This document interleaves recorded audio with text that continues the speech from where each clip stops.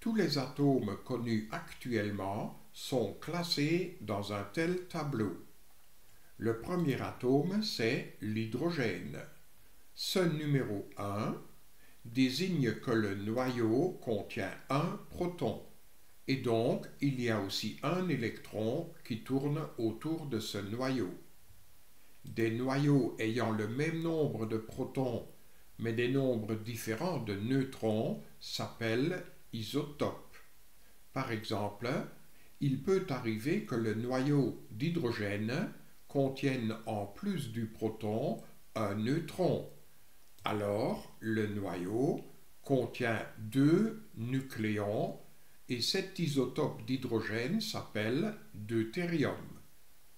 Il peut aussi arriver que le noyau de l'hydrogène contienne deux neutrons, ce qui signifie que dans le noyau, il y a trois nucléons et cet isotope d'hydrogène s'appelle alors tritium.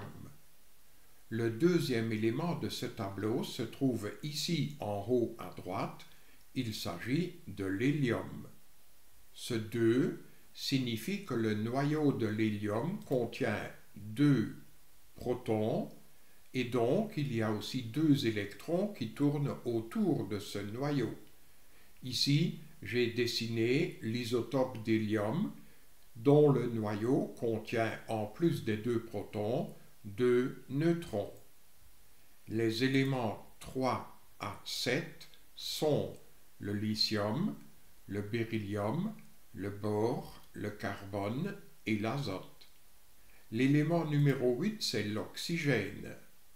Et ce 8 dit que le noyau d'un atome d'oxygène contient 8 protons.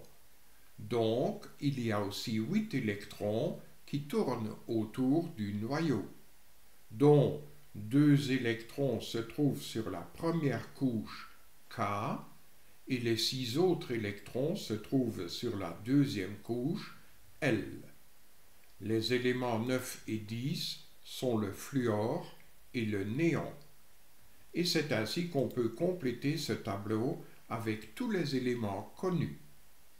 Ce tableau s'appelle le tableau périodique des éléments ou encore le tableau de Mendeleïev en honneur du chimiste russe Dmitri Ivanovitch Mendeleïev.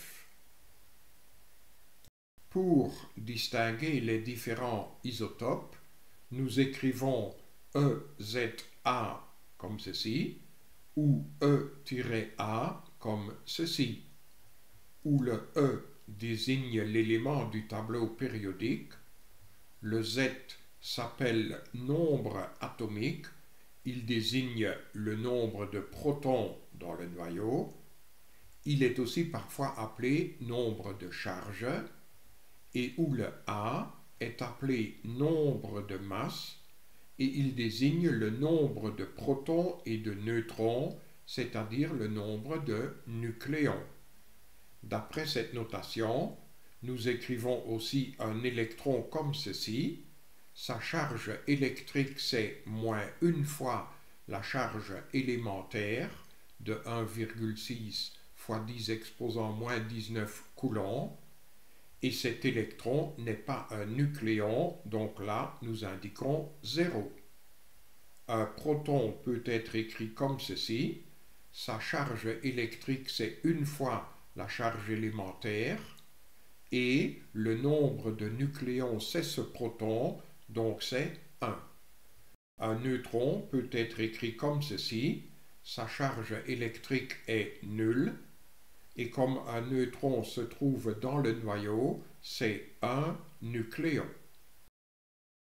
Voici quelques exemples concernant cette notation pour des isotopes. Regardons pour l'hydrogène.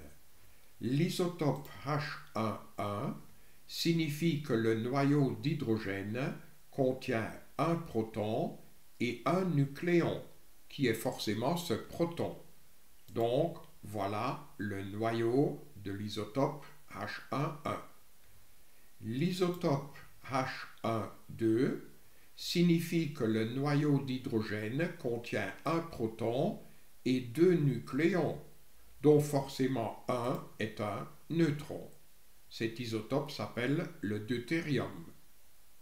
L'isotope H13 signifie que dans le noyau d'hydrogène il y a un proton et 3 nucléons, donc 3 moins 1, c'est-à-dire 2 neutrons.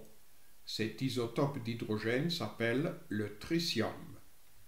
Regardons pour l'hélium. L'isotope hélium-2,3 signifie que dans le noyau d'hélium, il y a 2 protons et 3 nucléons, donc 3 moins 2, c'est-à-dire 1 neutron.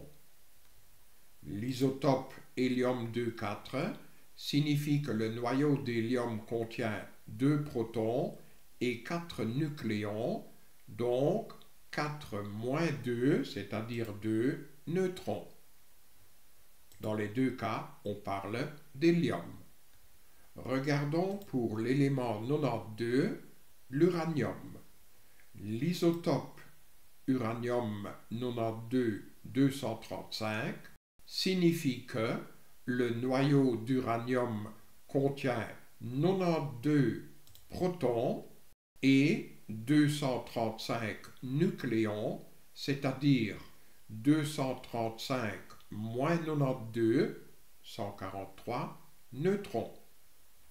L'isotope uranium-92-238 signifie que le noyau d'uranium contient 92 protons et 238 nucléons, donc 92 protons et 238 moins 92, c'est-à-dire 146 neutrons.